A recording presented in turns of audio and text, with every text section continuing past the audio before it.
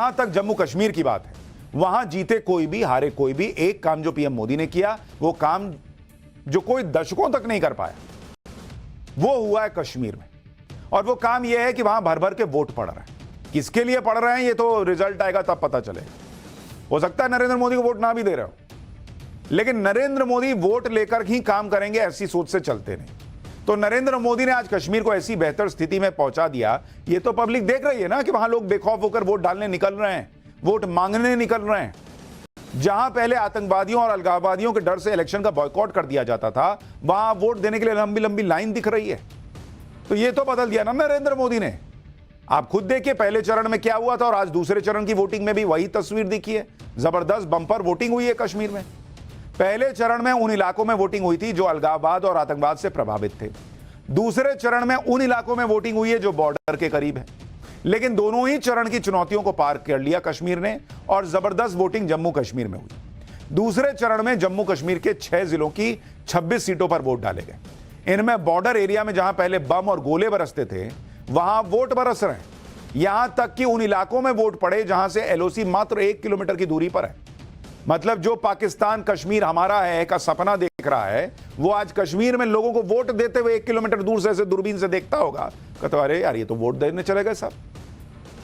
एक बार सुनिए कश्मीर के वोटर्स क्या कह रहे हैं इस बार, फिर आपको बताऊंगा कि कश्मीर चुनाव में कैसे नरेंद्र मोदी ने राहुल गांधी और उनके गठबंधन को लेकर कहा है अपनी बात।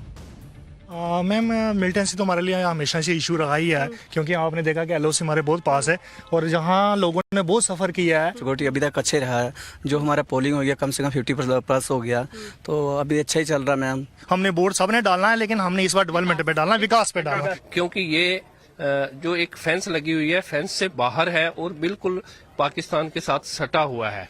यहाँ से पाकिस्तान है जो लगभग 1-1.5 किलोमीटर होगा। फेंस के उस पार है, सामने आप देख सकते हैं ये पाकिस्तान है। और ये जो लास्ट गांव में, ये मकड़ी गांव में जो ये पोलिंग स्टेशन 5 है, और यहाँ पे आपने देखा होगा किस तरीके से वोटरों में उत्साह है। मेरे जैसे बुजुर्ग 75-80 साल के भी अपने आकर वोट डाल रहे हैं और सरकार का धन्यवाद करते हैं कि 10 साल के बाद हमें ये राहत मिली है।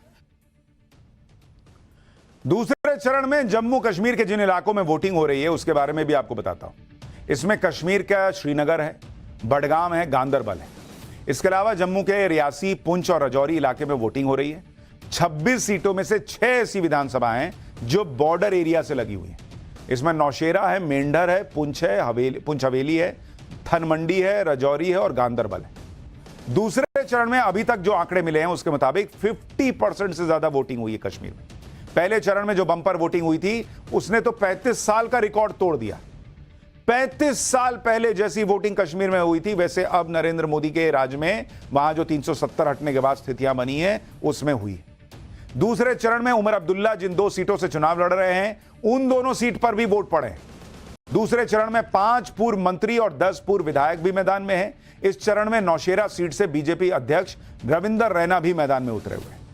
एक तरफ जम्मू कश्मीर में वोटिंग हुई, दूसरी तरफ आज जम्मू में राहुल गांधी ने रैली की। लेकिन जम्मू कश्मीर में राहुल गांधी जिस मुद्दे को उठा रहे थे, पीएम मोदी और अमित शाह ने पहले ही उस मुद्दे की हवा निकाल दी। राहुल गांधी ने जब कश्मीर में पहली रैली की थी तो बड़े जोर शोर से स्टेटहुड का मुद्दा उठा रहे थे कि हम कश्मीर को स्टेटहुड का मुद्दा देंगे। पीएम मोदी और अमित शाह दोनों ने कहा कि भाई काहे का स्टेटहुड की बात कर रहे हैं, ये हम तो पहले ही लागू करने का वादा किए हुए कि हम बनाएंगे राज्य। इससे पहले राहुल गांधी का यह दाव कमजोर पड़ गया। आज जब उन्होंने जम्मू में रैली की तो वो स्टेटहुड के मुद्दे पर बैकफुट पर नजर आए। पहले राहुल गांधी कह रहे थे कि वो कश्मीर को स्टेटहुड का दर्जा दिलाएंगे, अब कह रहे हैं कि बीजेपी ने स्टेटहुड नहीं दिया तो उनकी इंडी गठबंधन सड़क पर उतर जाएगी। एक बार आज जम्मू में रैली करते हुए राहुल गांधी ने क्या कहा सुनिए, फिर हरियाणा की धरती से पीएम मोदी ने कैसे कश्मीर के मुद्दे पर कांग्रेस को जवाब दिया है वो भी दिखाऊंगा। मैं आपको यहां गारंटी देता हूं कि अगर बीजेपी ने आपको स्टेटहुड नहीं दिया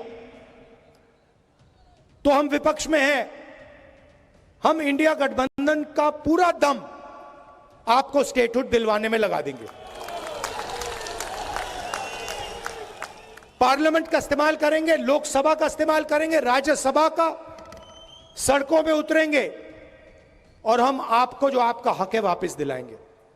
और अगर किसी कारण बीजेपी ने नहीं माना तो फिर हम पहला काम, जैसे ही इंडिया गठबंधन की सरकार बनेगी, जो बनने जा रही है, पहला काम हम जम्मू और कश्मीर के लोगों को स्टेटहुड देने का करेंगे।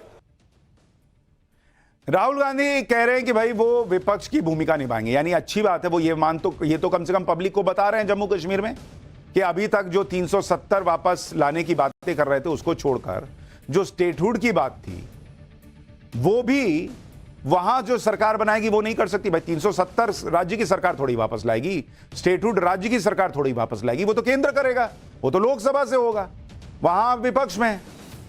तो ये तो मान रहे हैं कि भाई अभी सरकार बना भी लेंगे जम्मू कश्मीर में तो नहीं कर सकते। दूसरी बात कि आप ये कह रहे हैं कि भाई अभी इंडी गठबंधन की सरकार बनने वाली, हम कर देंगे। कहां की बात कर रहे हैं? केंद्र में इंडी गठबंधन की सरकार अभी बनने वाली है, कहां से बन रही है? राहुल गांधी अच्छी तरह जानते हैं कि अगर जम्मू कश्मीर में उनके गठबंधन की सरकार बन भी गई तो वो राज्य को स्टेटहुड का दर्जा नहीं दिला सकते। यह काम संसद से होना है। राहुल गांधी के सामने दिक्कत यह भी है कि जम्मू कश्मीर में उनके पास पीएम मोदी को घेरने के लिए कोई मुद्दा नहीं।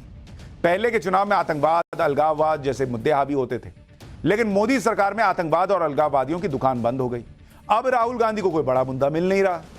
विकास हुआ ये तो सामने दिख रहा है। जम्मू कश्मीर के चुनाव में भी अंबानी अडानी करने लग गए। सुनिए एक बार। हिमाचल का सेब अदानी के हाथ में, जम्मू कश्मीर का सेब अदानी के हाथ में। एयरपोर्ट में जाते अडानी टैक्स, पोर्ट में जाओगे अदानी टैक्स, मोबाइल फोन चलाओगे अंबानी टैक्स, सड़क पे चलोगे अदानी टैक्स, अनाज में अदानी टैक्स, सेना हथियार का प्रयोग करेगी अदानी टैक्स, कारतूस अदानी टैक्स, अग्निवीर अदानी टैक्स। ये कब तक चलेगा? पब्लिक तो ये पूछ रही है सर कि आपका यही वाला कैसेट कब तक चलेगा कि हर चीज में अडानी अंबानी करना है? ये कब तक चलेगा बॉस? नहीं दे रही है पब्लिक आपको इस पे वोट। कब तक ये कैसेट घिसते रहिएगा? कहां कैसेट में से आवाज आने लगी है। सीडी वाला वक्त चल रहा है भाई। सीडी भी नहीं, अब तो लोग जो है वो पॉडकास्ट सुनते हैं और ऑनलाइन सुन लेते हैं। जम्मू कश्मीर के चुनाव में एक बड़ा मुद्दा तो आर्टिकल 370 का है, लेकिन राहुल गांधी के सामने परेशानी यह है कि वो इस पर कुछ बोल नहीं पा रहे। आर्टिकल 370 हटाने का समर्थन कर नहीं सकते। मोदी सरकार की तारीफ हो जाएगी, सहयोगी नाराज हो जाएंगे। 370 बहाली का वादा कर नहीं सकते, इससे नेशनल लेवल पर राष्ट्रवाद पर कांग्रेस को नुकसान हो जाएगा। राहुल गांधी और कांग्रेस की इस चुप्पी का फायदा नेशनल कॉन्फ्रेंस उठा रही है और पाकिस्तान भी उठा रहा है। इसलिए राहुल गांधी जम्मू कश्मीर के चुनाव में बोले तो क्या बोले, कहें तो क्या कहें, यही बड़ी परेशानी है। लेकिन पीएम मोदी के सामने ऐसी कोई दिक्कत नहीं, ना उनके मन में किसी तरह का कंफ्यूजन है। दिमाग में क्लियर था 370 हटाना है, हटा दिया। वो पहले ही कह चुके हैं कि 370 की वापसी अब नहीं हो सकती भाई, खत्म खेल है 370। राहुल गांधी 370 का नाम तक नहीं ले पा रहे। पीएम मोदी तो स्मार्ट तरीके से पॉलिटिक्स कर रहे हैं कि उन्होंने हरियाणा के चुनाव को भी 370 से कनेक्ट कर दिया।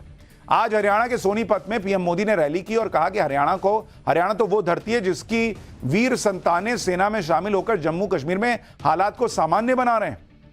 पीएम ने कहा कि कश्मीर में कांग्रेस की कुनीति से निकले पत्थर हरियाणा के जवानों पर फेंके जाते थे, लेकिन अब कश्मीर में शांतिपूर्ण चुनाव हो रहा है तो हरियाणा की माताएं भी खुश हैं। लेकिन कांग्रेस और उनके साथियों को जम्मू कश्मीर में शांति पसंद नहीं। पीएम मोदी ने आरोप लगाया कि कांग्रेस और उसके साथी 370 की वापसी चाहते हैं। सुनिए पीएम को। कांग्रेस और इसके साथियों को जम्मू कश्मीर में शांति पसंद नहीं है। कांग्रेस जम्मू कश्मीर में फिर से धारा 370, आर्टिकल 370 वापस लाना चाहती है। कांग्रेस जम्मू कश्मीर में आतंक और अलगाव को फिर से हवा देना चाहती है। तुष्टीकरण के लिए कांग्रेस देश के दुश्मनों के एजेंडा को भारत में लागू करना चाहती है। 370 को लेकर भले ही कितना भी एजेंडा चलाया जाए, लेकिन सच ये है कि 370 हटने के बाद कश्मीर में हालात बदले और जम्मू कश्मीर में जिस तरह से शांतिपूर्ण मतदान हो रहा है उससे पाकिस्तान को करारा जवाब मिल रहा है। 370 हटने के बाद कश्मीर को लेकर पाकिस्तान ने भारत के खिलाफ अंतर्राष्ट्रीय लेवल पर खूब माहौल बनाया था। लेकिन आज जब कश्मीर में शांतिपूर्ण मतदान हो रहा है तो दुनिया यह जान रही है कि कश्मीर को लेकर कौन झूठा एजेंडा चला रहा था। जम्मू कश्मीर में किस तरह वोटिंग हो रही है, इसे देखने के लिए 16 देशों के डिप्लोमेट श्रीनगर पहुंचे। वोटिंग प्रक्रिया को देखकर ज्यादा डिप्लोमेट चुनावी प्रक्रिया को से खुश थे। इन डिप्लोमेट्स में अमेरिका, नॉर्वे, सिंगापुर जैसे देशों के अधिकारी शामिल रहे। श्रीनगर से एक रिपोर्ट देखिए। डिप्लोमेट्स का डेलीगेशन इस वक्त डल लेक में है और मेरे सहयोगी मीर महराज आपको तस्वीरों के माध्यम से दिखाएंगे। ये डेलीगेशन आज सुबह से ही लगातार पोलिंग बूथ्स का विजिट कर रहे हैं और जो वोटिंग हो रही है उसका फर्स्ट हैंड एक्सपीरियंस ले रहे हैं। इस समय डल लेक में है। फ्लोटिंग मार्केट में जो फ्लोटिंग पोलिंग बूथ्स लगे हैं वहां उनका जायजा लेने के लिए सारे जो डिप्लोमेट्स हैं वो पहुंच रहे हैं और इनके जो 16 देश है वहाँ उनके जो डिप्लोमेट्स है, खासतौर पर अमेरिका और रशिया के डिप्लोमेट्स जो है वो यहाँ पर मौजूद है और यहाँ डल लेक के अंदर जो फ्लोटिंग पोलिंग बूथ है वहाँ पर जाएंगे और वहाँ पर जायजा लेंगे कि किस तरह से जम्मू कश्मीर में चुनाव हो रहे हैं और क्या स्थिति है। यानी जम्मू कश्मीर, जो सोच नहीं सकते थे लोग कि कश्मीर में ऐसा दिन भी आएगा कि इतने निष्पक्ष चुनाव होंगे, वो हो रहा है। अब इन चुनावों में वोटर चुनावी या सियासी जो फायदे होता है उसका फल किसको देगा, उसका प्रसाद किसको बांटेगा, ये तो कह नहीं सकते।